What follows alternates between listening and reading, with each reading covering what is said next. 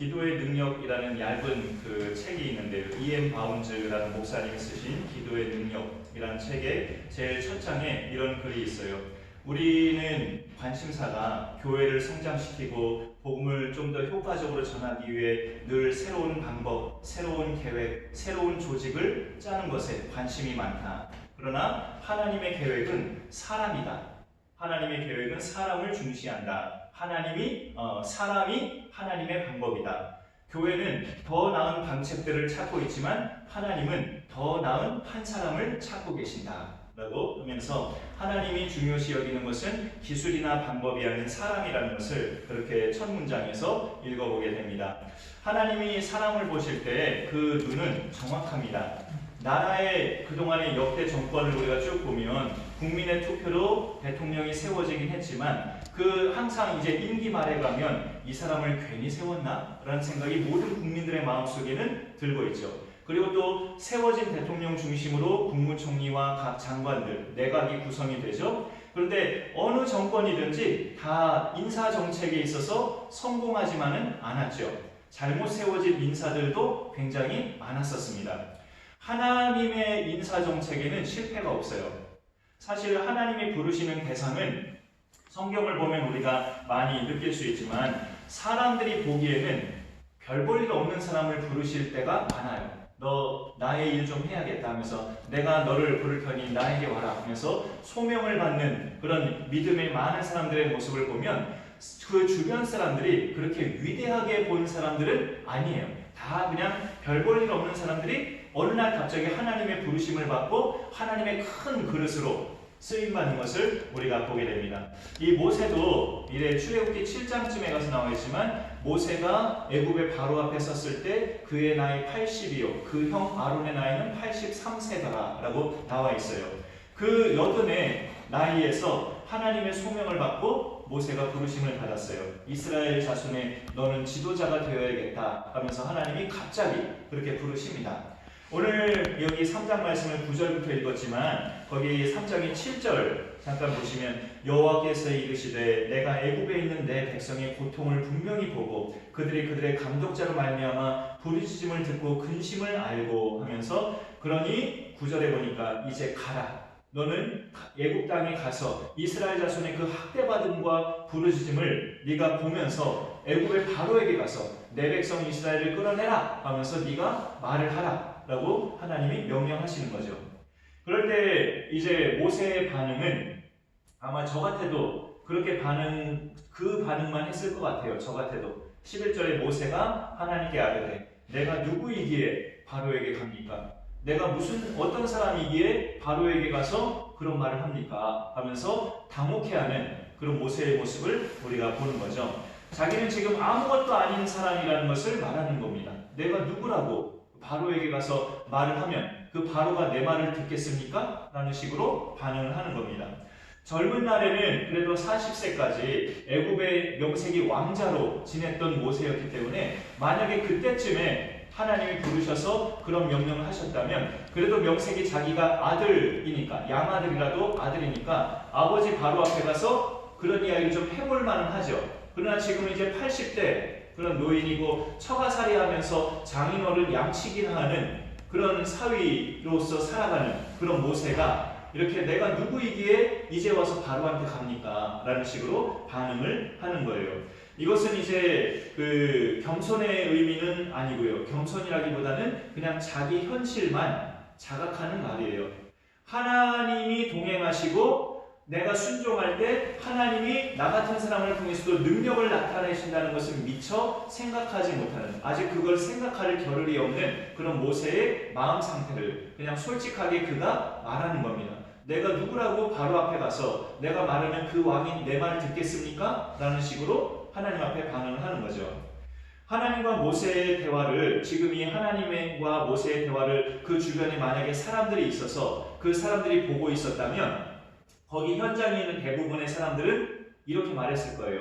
아이고 하나님도 사람을 잘 못 고르실 때가 있구만. 하나님도 사람을 잘 못 고르실 때가 있네. 저렇게 유약하고 노인이 다 된 사람을 애굽의 바로왕 앞에 보내서 뭐 어쩌시려고 저러시나. 바로가 저 모세의 말을 듣기라도 하겠나? 하면서 그 주변에 만약에 사람들이 있었다면 대부분의 사람들도 똑같이 그렇게 생각했을 겁니다. 모세가 내가 누구이기에 라고 말한 것처럼. 하나님이 세우시는 사람은 전적으로 하나님을 신뢰하는 사람을 세우셔요. 아직 모세는 그러지 않았지만 그렇게 되어갈 사람으로 하나님이 내다보시고 모세를 세우신 겁니다. 너는 앞으로 나를 전적으로 신뢰하게 될 것이다. 그런 마음을 하나님이 아시기 때문에 지금은 당장이 거부하고 자꾸 이제 아니라고 말하는 모세를 하나님이 포기하지 않으시고 계속 세워가시는 거예요. 그러니 하나님만 전적으로 신뢰하는 사람이면 하나님은 충분히 되시기 때문에 나이가 상관이 없고 사회적 지위가 상관이 없어요. 하나님은 당신이 세우시려는 그 사람의 믿음을 보셔요. 믿음을 보시고 그 믿음 있는 자에게 하나님의 능력을 나타내게 하십니다. 하나님을 전적으로 신뢰하는 사람, 하나님께서 찾으시는 가장 적합한 사람이에요. 전적으로 신뢰하는 사람. 물론 하나님을 전적으로 신뢰하는 사람은 당연히 겸손의 사람이죠. 하나님은 교만한 자를 절대 쓰시지 않기 때문에 겸손한 자를 쓰신다고 잠언에도 많이 나와 있는데 겸손한 사람은 하나님을 전적으로 신뢰하는 믿음의 사람이죠. 그런데 이 출애굽기에 나오는 모세도 그렇고 요즘 새벽에 사사기를 보고 있지만 그 사사기에 기드온이 나오죠. 그 기드온도 그렇고 많은 믿음의 선진들이 하나님이 처음에 찾아오셔서 자기를 세우려고 하실 때 단번에 처음부터 순종하지는 않았어요. 너무나 두려운 일이고 너무나 당황스러운 말을 하나님이 갑자기 나한테 오셔서 하시는 것을 그 각자마다 못 받아들였어요. 모세도 못 받아들이고 기드온도 너무나 겁내고 그런 사람이었습니다.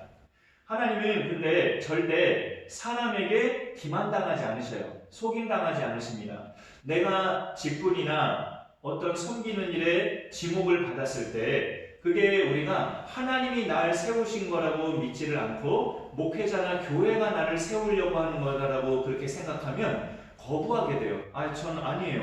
저 부담스러워요. 저 아직 바빠요. 안 돼요. 저 몸의 건강이 예전 같지 않아요 하면서 나를 세우시고자 하는 대상이 하나님이라고 생각을 안 하고 목사나 교회가 나를 세우려고 한다면 거부하는 마음도 얼마든지 가질 수 있다고요. 그러나 그 믿음, 마음 중심에 하나님이 나를 세우고자 하신다는 믿음이 있으면 그렇게 함부로 거부하지 못하죠.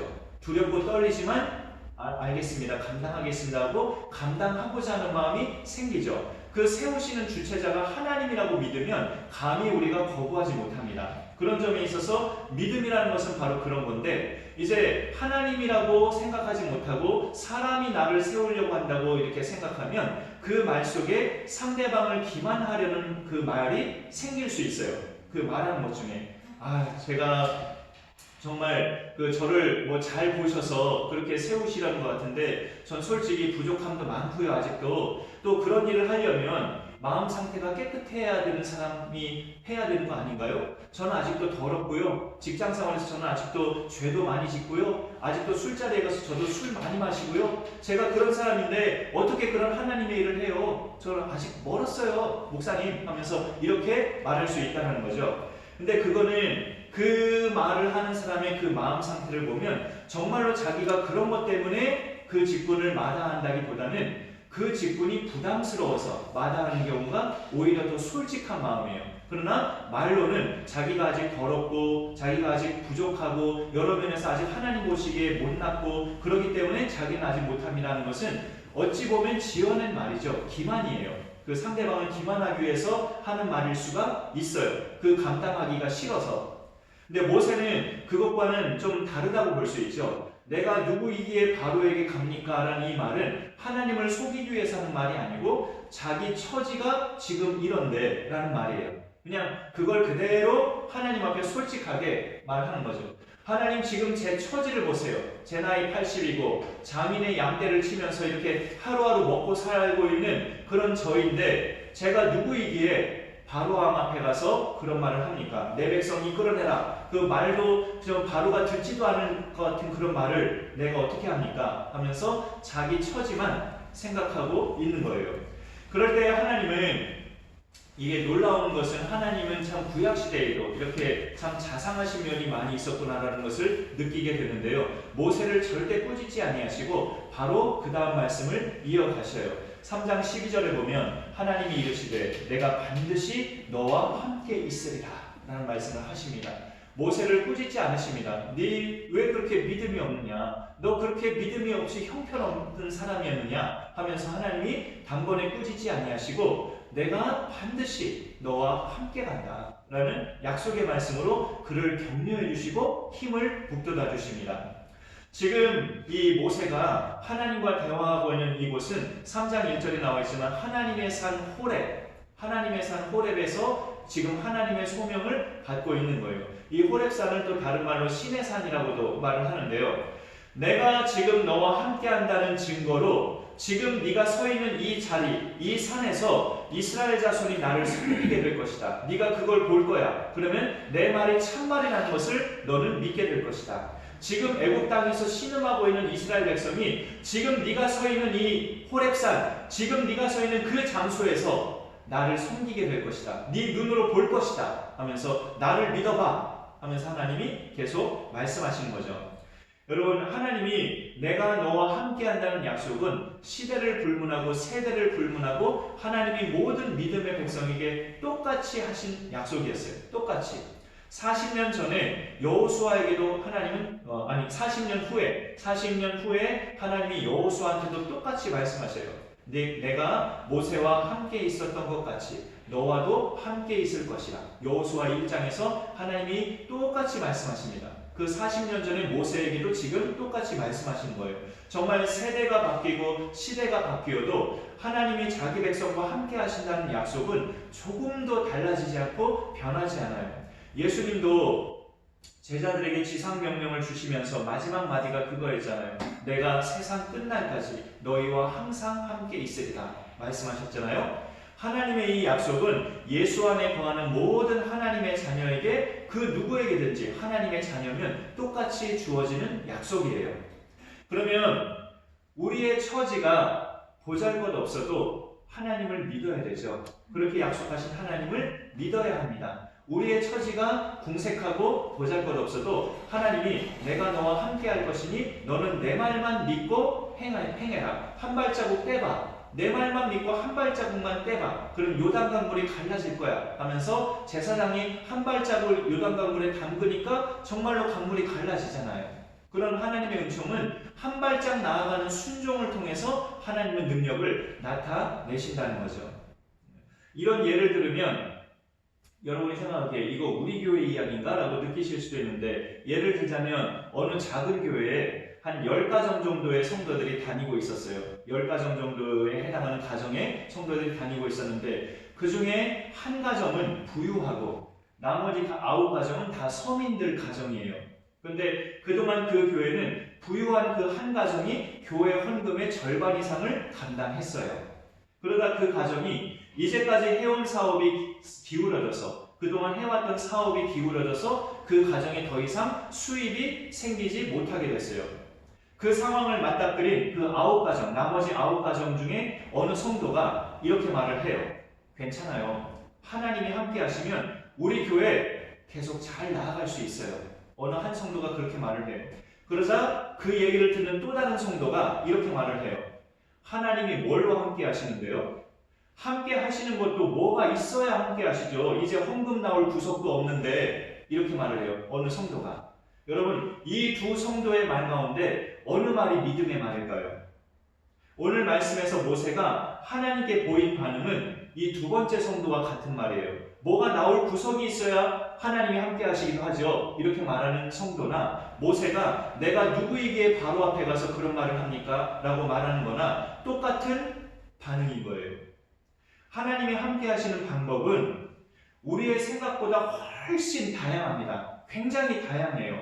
좀 전에 잠깐 예를 든 그런 작은 교회의 경우도 그런 처지가 됐을 때 하나님이 함께 하시는 방법은 여러 가지예요. 이제까지는 그 가정을 통해서만 하나님이 역사하셨지만, 이제부터는 이제 나머지 가정을 통해서도 하나님이 역사하시려나 보다, 그런 믿음을 가지고 열린 마음을 갖는 게 그 교회에 하나님이 역사하시는 또 귀한 그 길이 되는 거죠. 하나님이 역사하시는 방법은 이제까지 많은 다른 가정들이 헌금을 많이 못했다면 그 다른 가정에도 물질의 복을 주셔서, 갑작스럽게 또 물질의 복을 주셔서 하게 하시는 방법도 하나님의 방법입니다. 아니면 교회 밖에 다른 몇 가정을 또 그 교회에 보내주셔서 그 가정들로 또 감당하게 하시는 것도 하나님의 방법이고요. 기존의 성도들에게 좋은 직장을 허락해 주셔서 물질의 복을 또 주시는 것도 하나님의 방법이고요. 아니면 조지 뮬러 5만 번 기도응답을 받았다는 그 조지 뮬러의 책을 보면 정말로 매 순간 보이지 않는 손길을 매 순간마다 보내주셔서 그 눈도 본 적 없고 얼굴도 본 적 없고 이름도 모르는 그런 사람이 늘 아침마다 고아원 문 앞에 뭔가를 보내줘서 그 조지 뮬러가 고아원 그 수백 명의 아이들을 그렇게 오랜 세월 동안 운영을 했어요. 조지 뮬러의 그 5만 번 응답받은 기도의 그 책의 내용에 다 그렇게 간증거리로 나와 있습니다. 정말 하나님이 도우시는 방법은 그런 방법도 있죠. 내가 얼굴도 모르고 이름을 모르는 대상이 아침마다 문 밖에 가 있으면 뭔가가 와 있고 뭔가가 통장에 뭔가가 이렇게 인터넷 뱅킹으로 송금이 되어 있고 이런 역사를 통해서 하나님이 또 도우실 수도 있단 말이죠. 그거는 이제 조건이 목회자나 그 교회가 전심으로 하나님께만 엎드릴 때 하나님이 쓰시는 방법이에요. 그 방법은. 이 마지막 방법은 정말 목회자가 사람들 보지 않고 전적으로 밤이고 낮이고 하나님께만 매달리고 그 교회가 전심으로 정말 아사왕이 그랬던 것처럼 하나님께만 도우심을 구할 때 하나님이 쓰시는 방법입니다.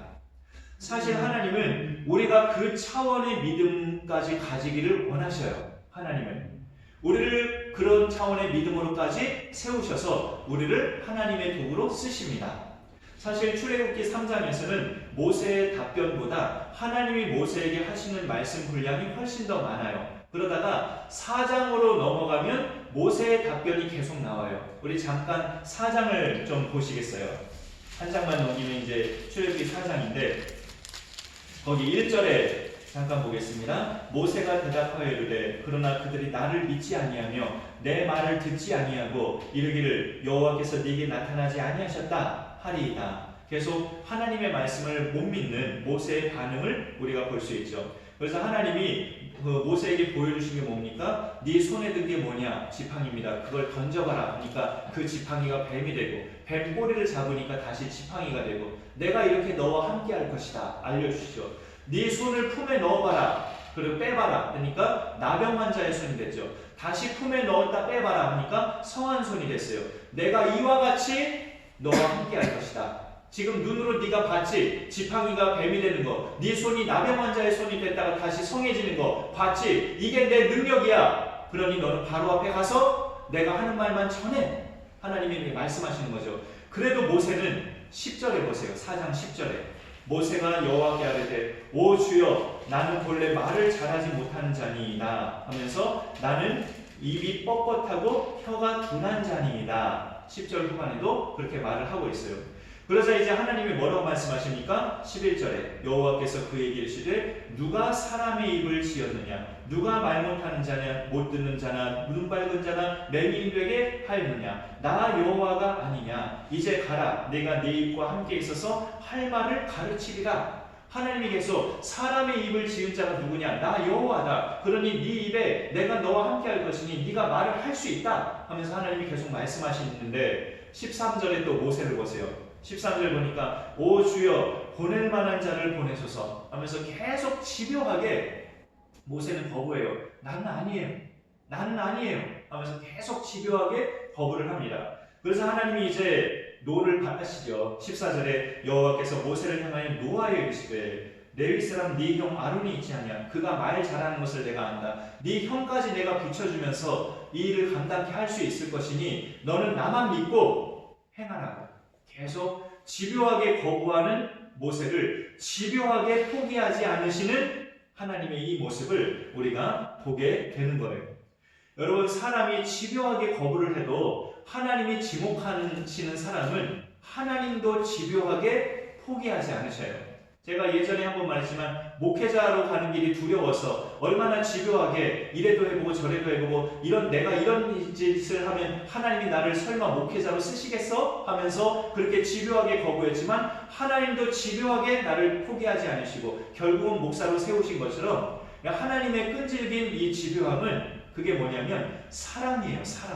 사랑. 내가 그만큼 너를 사랑하는 거야. 그만큼 내가 너를 버리지 않는 거야 하면서 그만큼 내가 너를 사랑한다는 증거야 라고 보여주시는 거예요. 그러면 우리가 나중에 가서 이게 정말 하나님의 사랑이었구나라고 하는 것을 알면 감격의 눈물을 흘리게 되는 거죠. 나를 이렇게까지 버리지 아니하시고 그렇게 나도 집요했지만 하나님이 더 집요하시게 나를 이렇게 쓰신 것은 이게 결국 사랑이었구나 하면서 우리가 그렇게 깨닫게 되는 거예요. 정말 이 모세도 그렇고 기드온도 그렇고 또 요나도 그렇고 니느웨로 안 가고 다시스로 도망하다가 물고기 뱃속에 사흘 동안 갇혀 있다가 하나님께서 결국 그를 집요하게 쓰시잖아요. 그게 다 하나님의 사랑입니다. 사랑. 내가 너를 사랑한다 라는 것을 말씀해 주고 있는 거죠.